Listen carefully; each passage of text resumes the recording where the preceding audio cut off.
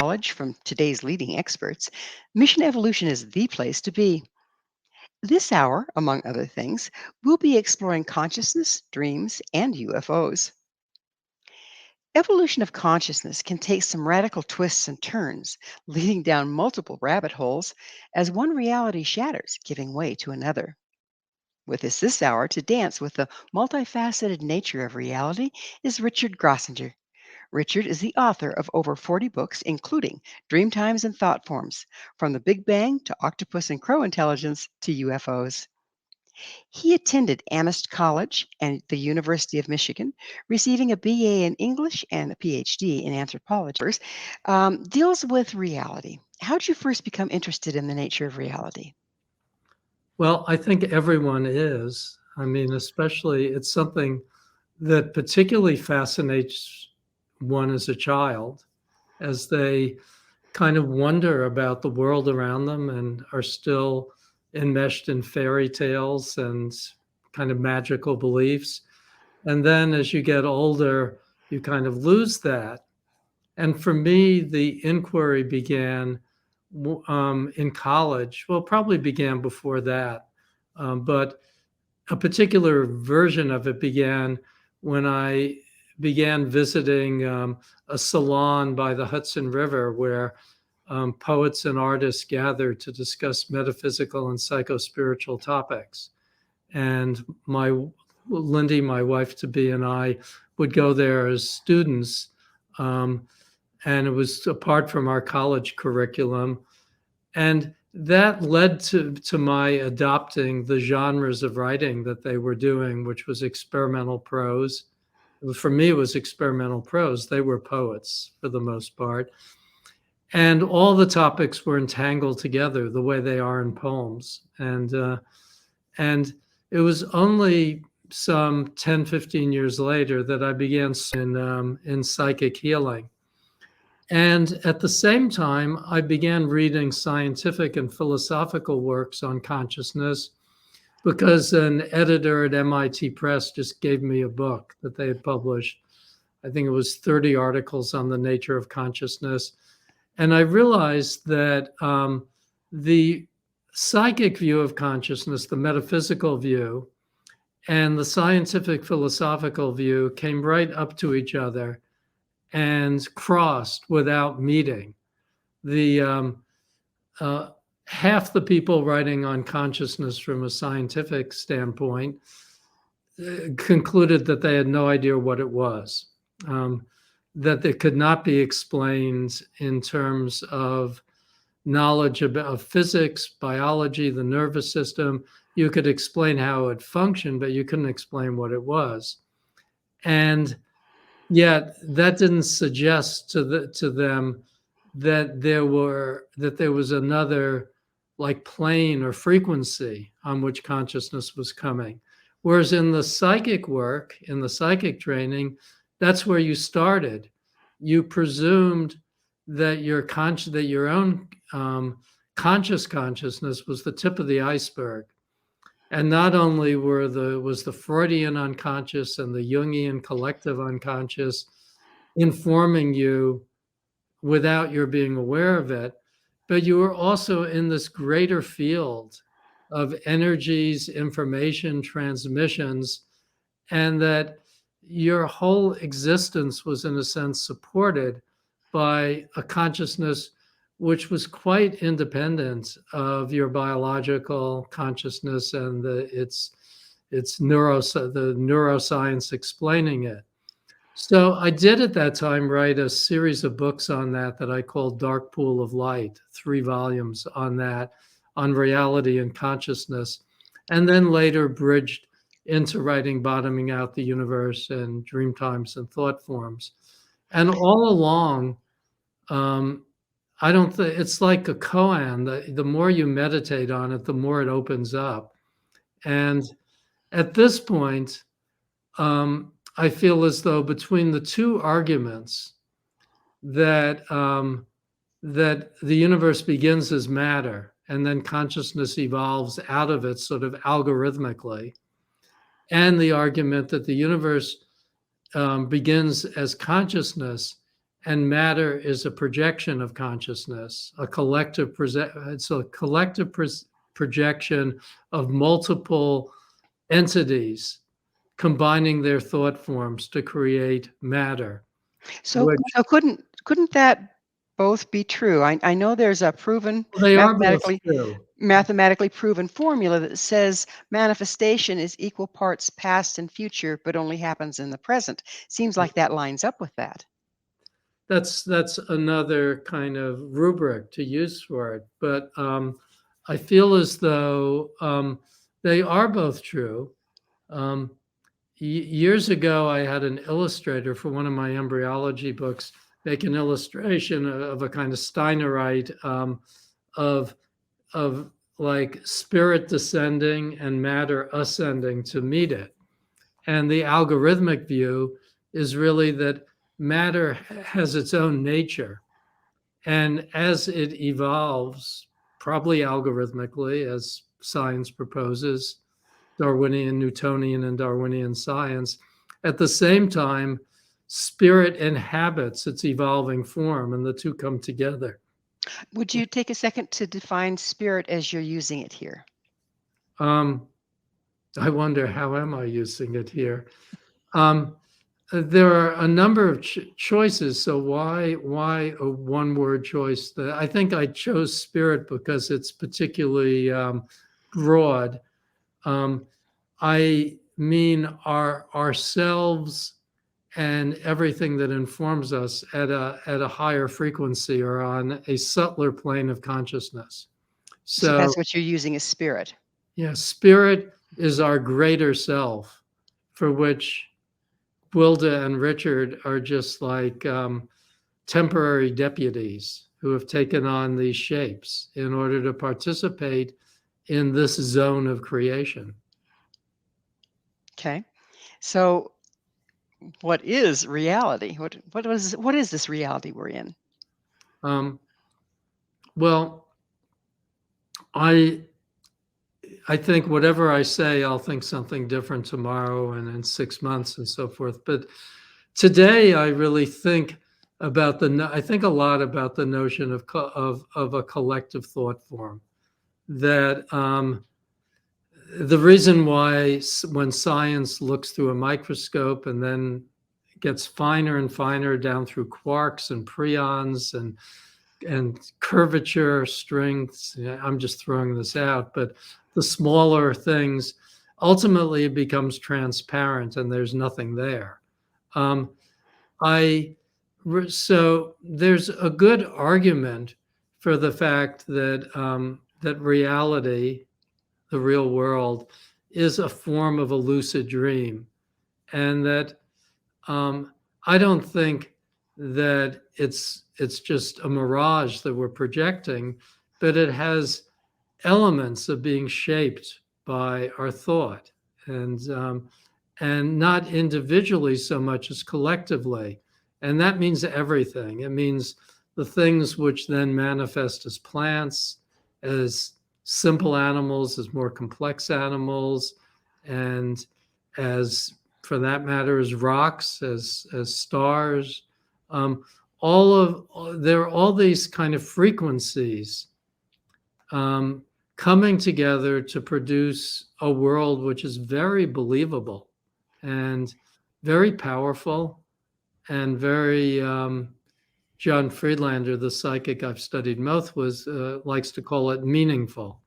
He says it's not real, but it's meaningful, and that science has it backwards when it says it's real but meaningless. It's actually not real but very meaningful, and that So meaning. is it allegorical? No, I mean you could use that language, but I don't think of it as allegorical. I think of it as a direct writing of the soul or spirit onto onto a kind of medium in which it can express itself. So with that, thinking of it that way, we have the collective writing, if you will, of all the people participating at this time in this particular reality.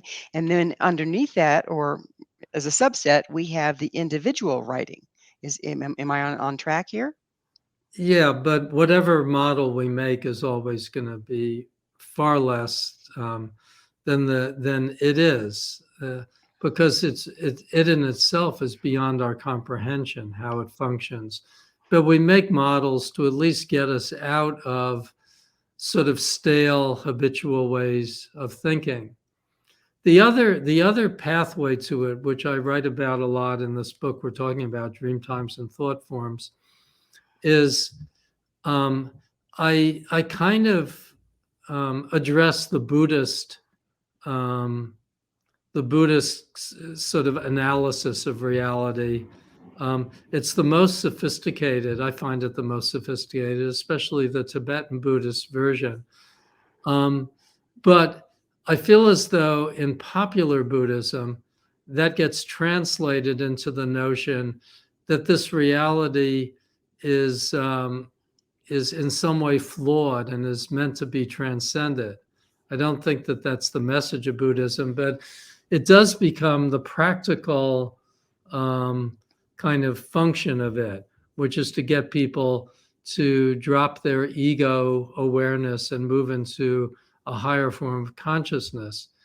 And I would simply make the point, and I have like various people I've debated this with who really we've converged on this notion. Um, my friend, psychologist Matt McKay, likes to put it: this reality has to be accounted for. That is, it's not sufficient to say we've gotten ourselves in a kind of an, an illusion or a flawed reality or something that we have to transcend. I think we've gotten ourselves into the reality that we're supposed to be in right now, and that um, and that part of practice, part of spiritual practice, is to accept the terms of this reality. And in Oh, many, we're going to have to go into right. accepting the terms of this reality on the other side of a station break. Richard and I will return shortly, so don't go away. This is just getting interesting. This is Mission Evolution, www.missionevolution.org. Hello again.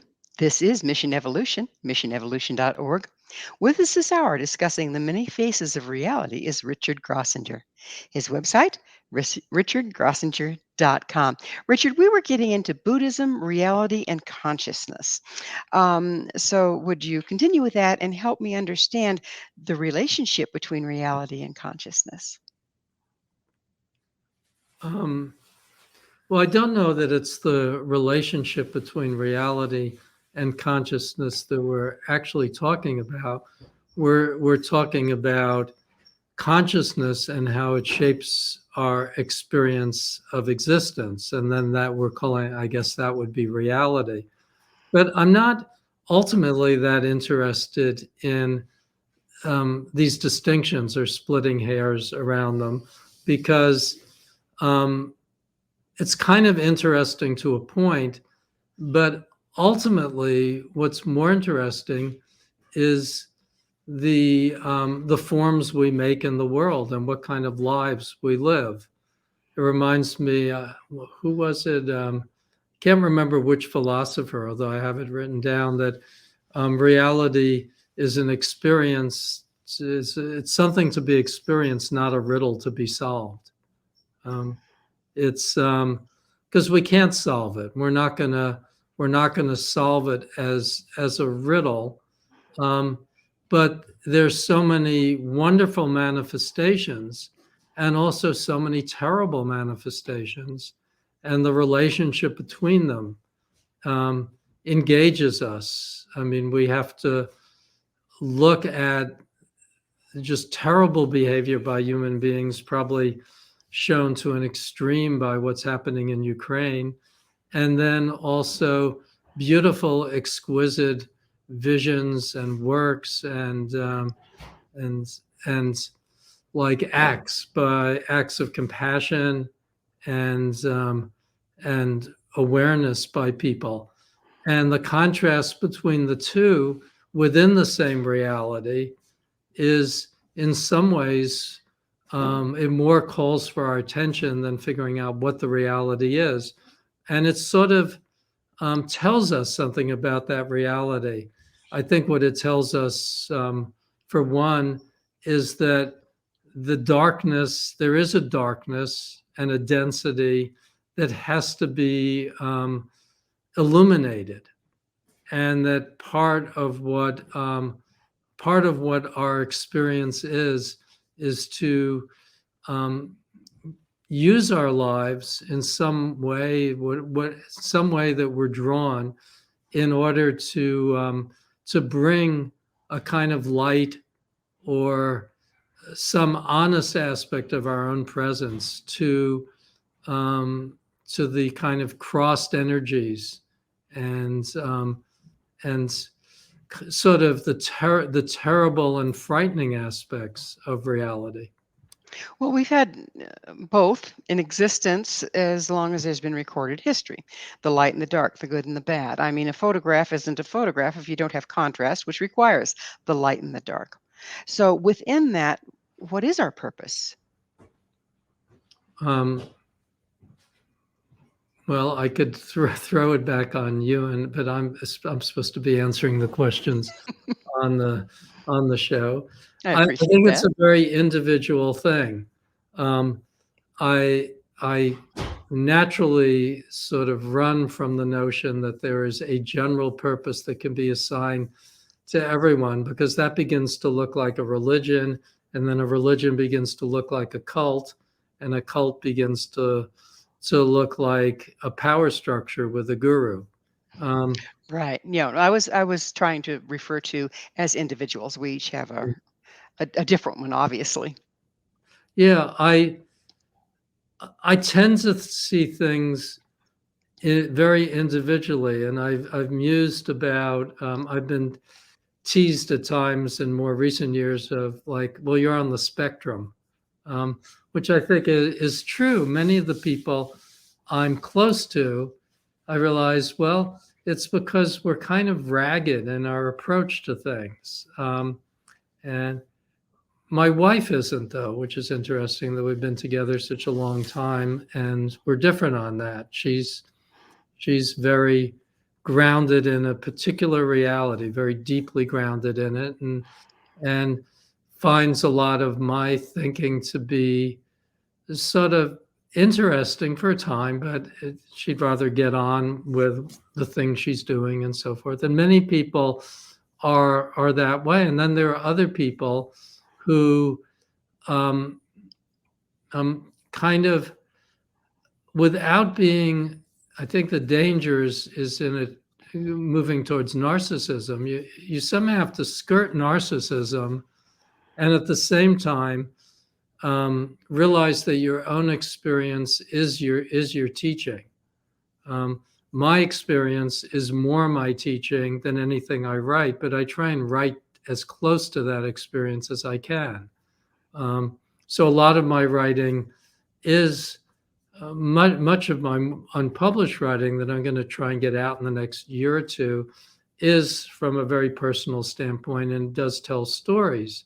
Like it's part of my own quest that my mother, brother, and sister all committed suicide. When you go through that process with them, and I was brought up in the same household. I did have another family, but I didn't meet them until I was 9, and I was pretty indoctrinated by then. So how do I mediate? I have the same energies that were in them. How do I work with those energies in such a way that they don't destroy me, so that they're creative? And then how do I also reach out to other people who um, who then can respond to what I've discovered, who are working with forms with the same energies? That's a very big part of my experience, but it's not so much in how I talk about consciousness, but it was given to me. I mean, that I was put in that situation. You could argue, and sometimes I think maybe it's true, that as a soul's plan kind of thing that I chose, that's what I chose. And then in So addition, is the act of reframing that and transmuting it rather than following the old pattern, is that part of what you would say is purpose? um, I think that the purpose is to take the darkness that you're given and to see and to transform that. But you can't do it as an exercise. You have to do it as an act of conscious desire, and you have to be pulled towards it, called towards it. It's not an exercise. It has to be a lived reality. I don't understand the difference. Could you clarify that a little bit, the between Well, exercise and well, for many people, spiritual practice is an exercise. Um, you you do it like going into, even if you don't belong to a church, you do it as like going into a church that you create in your own mind, and you do the practice. And I don't see anything wrong with that. And I have many close friends whose lives are really guided by that. But that's not so much true for me. Although I've done practices, I've never settled on any particular one or committed myself to it. I've more tried to respond to the thread of challenges as they come up. so And like the living of it versus the practice. mhm. But not, Okay.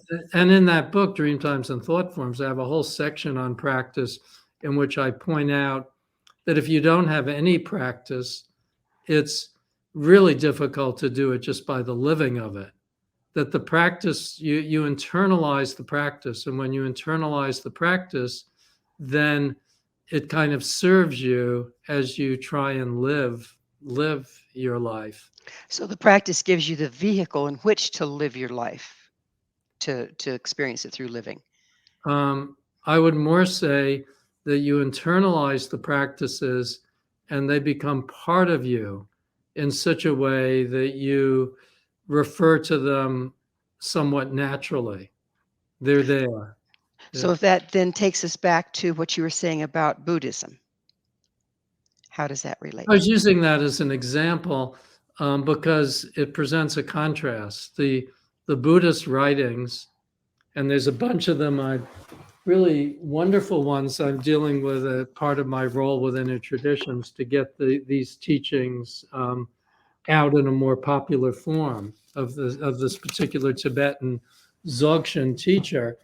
And I've been thinking a lot about how powerful the writings and teachings are, but I'm contrasting that to the kind of um, I don't know, what would I call it? It's my local friend here in Bar Harbor who teaches Zen and stuff refers to it as, I think he rewrites the poem, the sort of nursery rhyme. There was a crooked man who lived in, had a crooked sixpence, and he just puts the word Buddhist in it.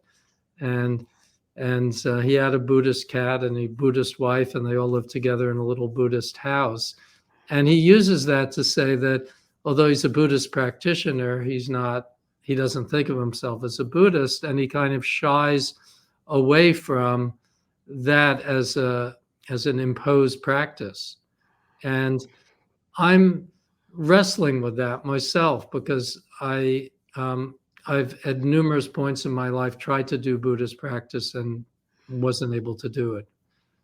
And I just watched the documentary last night of Leonard Cohen's life and the time that he went to the Zen Center and really dug into it for a, I forget how long, but a significant period during which he cleared his lifelong depression.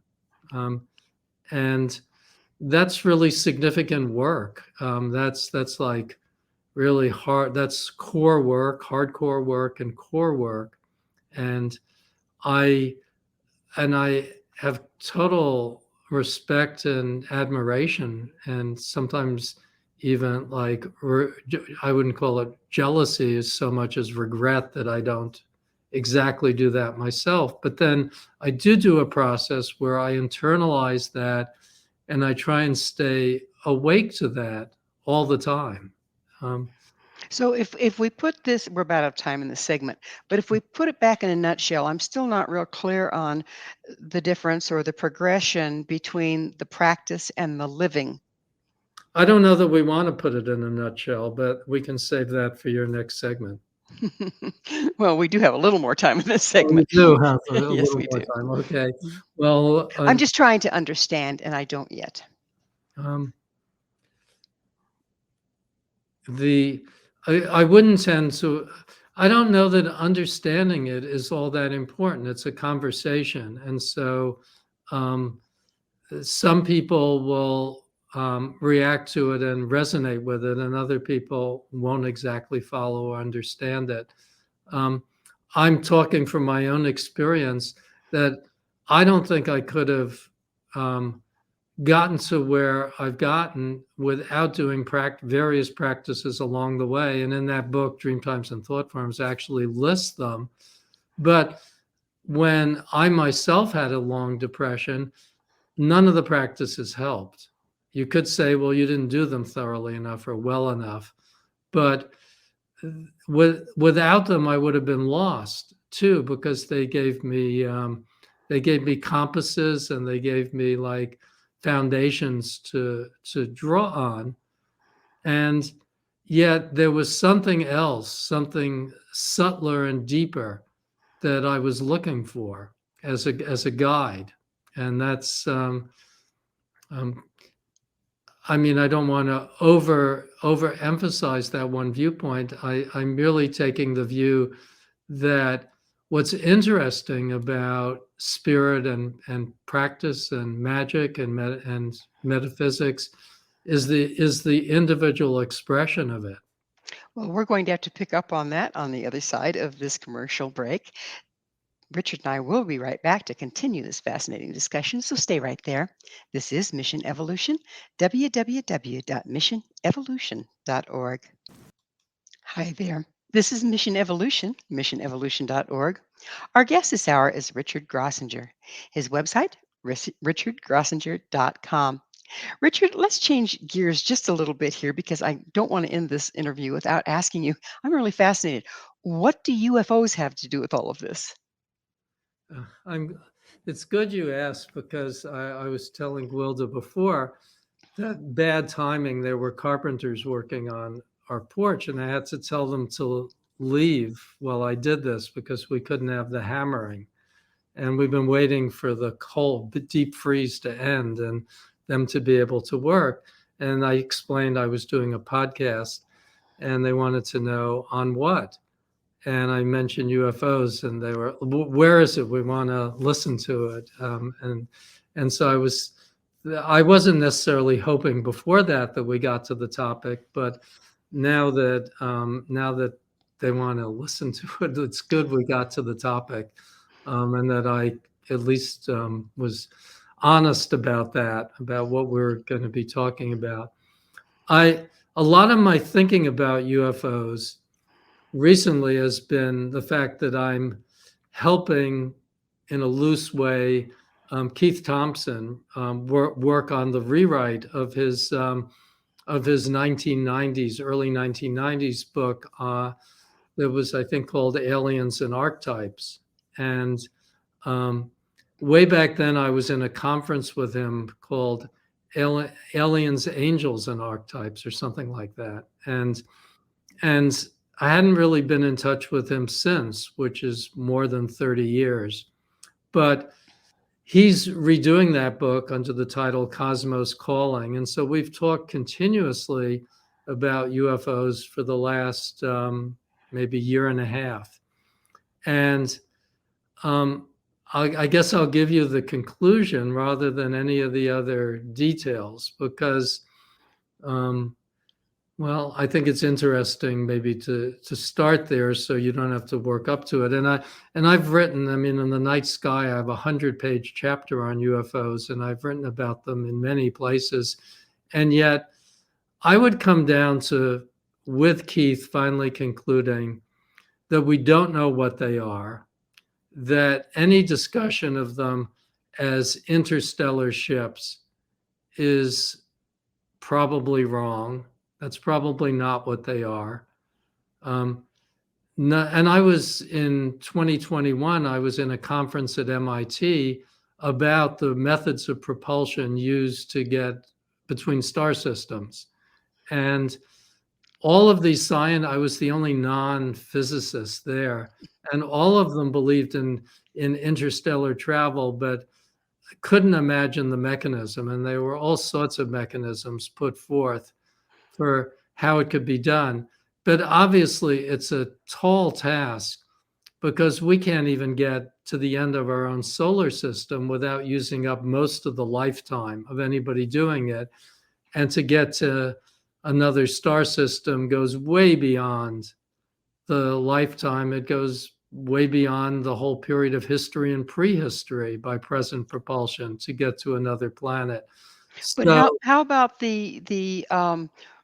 moving of consciousness versus the moving of the physicality? yes, but one of the things about UFOs is that they do leave debris. Um, but then that brings us back to what is reality, what is concrete and what isn't. Would Um, I'm sorry, would you tell me about the debris? I'm well, I haven't handled it myself, but everybody I trust, the major UFO investigators, have gone and collected what material has come from UFO sites, and there is, I think, there's pretty good evidence that there's been debris from where UFOs have landed or crashed, and that it's not anything that was made by terrestrial technology. It's not. It involves, I guess, isotopes of atoms that we don't use. Again, you have to know where is the information, where does the information end, and where does the disinformation begin, or is it all information, or is it all disinformation? I mean, there have been in plenty. other words, there really is no proof at this point. There's no proof. Well, there is proof that something is happening. There's a phenomenon that shows up on radar that is experienced widely by huge numbers of people planet wide. But what it is, there's a tendency to assign it to extraterrestrials and space travel. But um, early on, Jacques Vallée pointed out that it equally fits fairies and brownies and other figures of myth. And then, if you think about that in more recent times, you could make the argument that that there really is a kind of lesion in reality, if we want to go back to reality, at least how we think of reality. And the UFOs are expressing, are showing us the edge of some totally different area of manifestation. In some other aspect of the universe is like peeking through. And in the book, I make a list of all the possibilities I can think of for what might be peeking through and how it's peeking through. But if that's the case, none of these models will solve it, especially the interstellar spacecraft model. And insofar as sentient beings have gotten off the spacecraft and communicated with people, those are not necessarily beings from other planets. They could be beings from other dimensions, other you talk about different time frames. They could represent bends in time. Um, there are all sorts of other possibilities beside the idea that they're starships. Um, Well, isn't the interstellar travel and the UFOs and the starships idea, isn't that more a modern rendition of the things that we were responding to as angels and demons and messengers back in yeah, biblical times? yes, although that doesn't mean that there couldn't have been starships at all points. I was struck recently by a really powerful quote from William Shatner after he had had this very short expedition into space. And he remarked that for all the adventures of Star Trek and all the planets visited and dimensions crossed, when he actually took a look at space, I'm paraphrasing, it looked awfully dark and cold and empty, and that all the worlds of Star Trek were actually on Earth. Hmm. And I think that the UFOs, to me, just my gut feeling is that UFOs are arising within the Earth reality, not coming from outside it. Oh, would you go into that just a little deeper for us, Richard? Well, I don't have any information. I mean, I could extrapolate on it. We don't have any real knowledge of what's going on in other solar systems or galaxies, solar systems in this galaxy and in other galaxies. They're like a secret, and we don't have any tools that can really open that secret. On the other hand, there are very mysterious things manifesting right here, and things suggesting that we are participating and engaged in a much bigger universe. And too bad that there's a phone having to come in, but Is I that the way guess, you're engaging in another universe there, right? yeah. And it's usually spam. Yeah, of course. So that's just the kind of view I would take of it. That So go when ahead. we're talking, when we started talking about consciousness, and you were talking about the energetic field that surrounds us, and how information is exchanged there. Do you think that there's an exchange of information through energetic means from outside in the galaxy? I do. I do. It's part of also John Friedlander's model of things. I did put together a book of. I did another book with him, but I put together a book of his writings, some of them channeled writings, called Recentering Seth, that came out last year. I don't know if you've had him on your show. Maybe not, because. I'm not sure. I don't think so.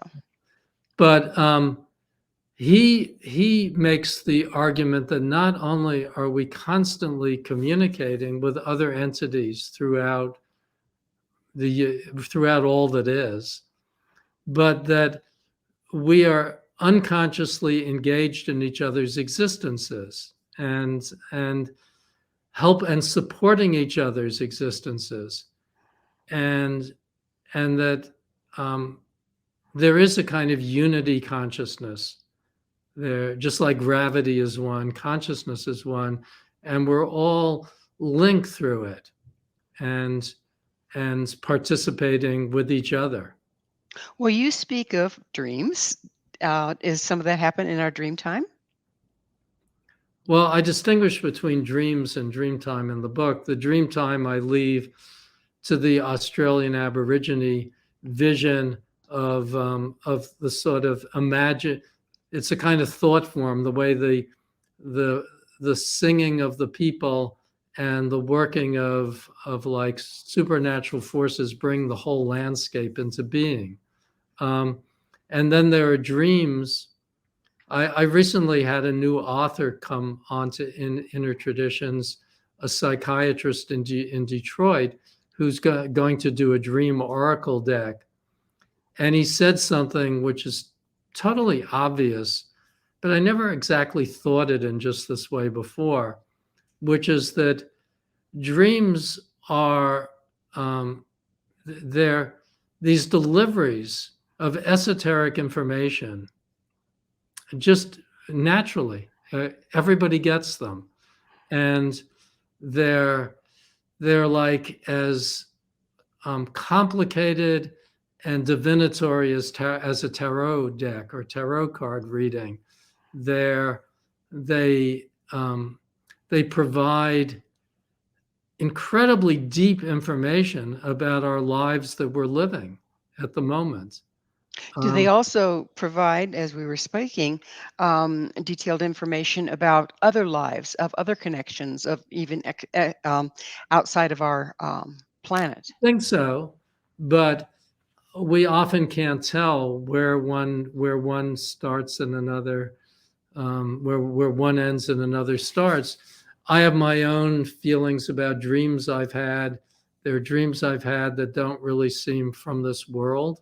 Hmm. Um, a psychologist would say, "Oh, well, that's just that's just another form of what's happening on this world." But I see them.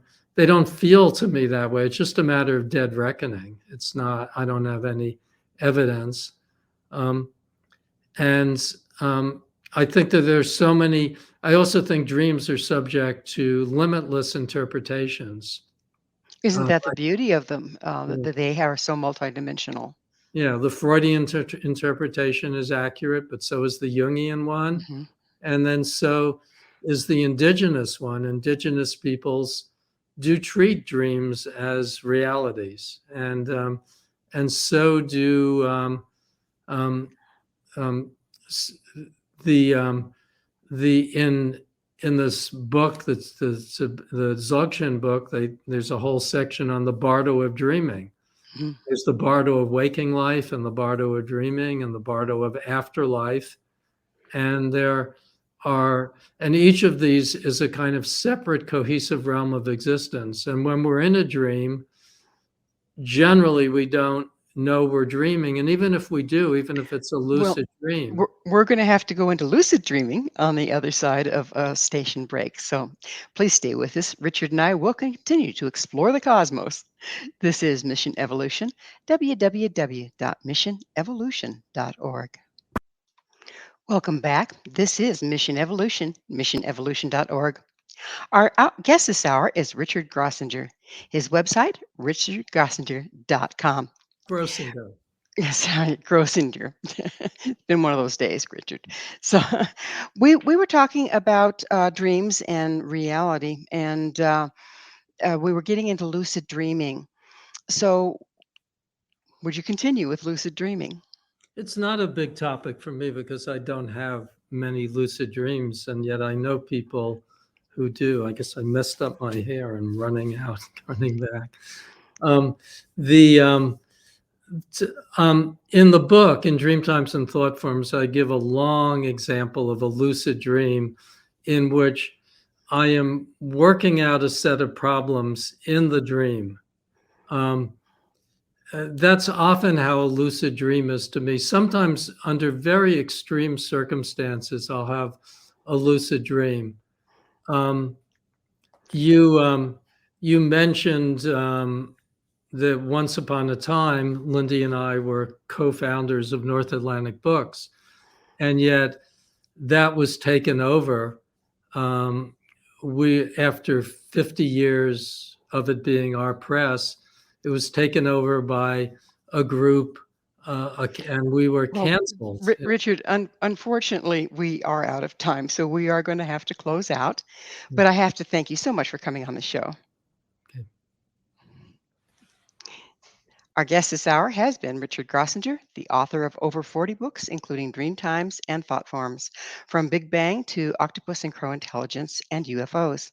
His website, richardgrossinger.com. This has been Mission Evolution with Gwilda Wiyaka. For more information or to enjoy past archived episodes, visit www.missionevolution.org. Please be sure to join us right here next time as this mission continues, bringing information, resources, and support to an evolving world.